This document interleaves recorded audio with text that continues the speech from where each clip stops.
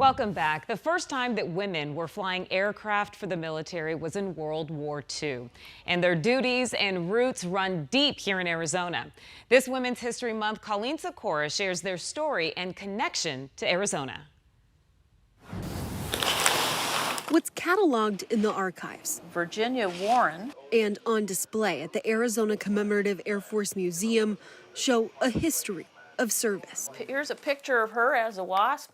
WASP, meaning Women Air Force Service Pilot. She was a pilot in the WASP, transporting aircraft all over the United States. Bobby Carlton is a historian here. The young men going off to war and signing up were not the only ones wanting to do their bit. You know, the women wanted to participate as well. She's talking about World War II, where two women led the effort to train up more than 1,000 women pilots in Texas to help with ferrying aircraft across the U.S. needed in the war. It actually didn't take long for some of these folks to find out that these women were actually pretty darn capable. One need, Carlton says, the WASPs helped with in Arizona, towing banners for gunnery practice. They didn't have enough male pilots to do that, so the women started towing banners. Later, training on B-29 bombers before male pilots, Carlton says, because the B-29 was tricky to start. So they came up with their strategy to get the male pilots to accept the training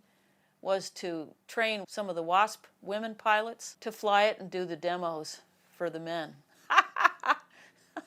Which is really funny.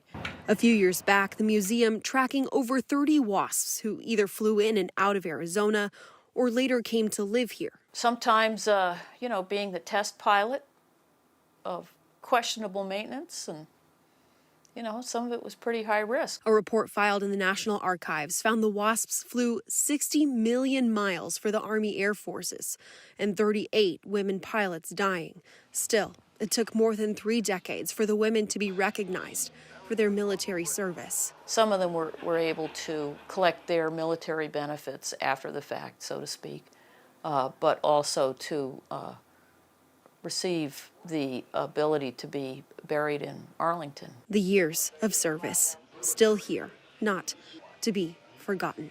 Colleen Sikora, 12 News.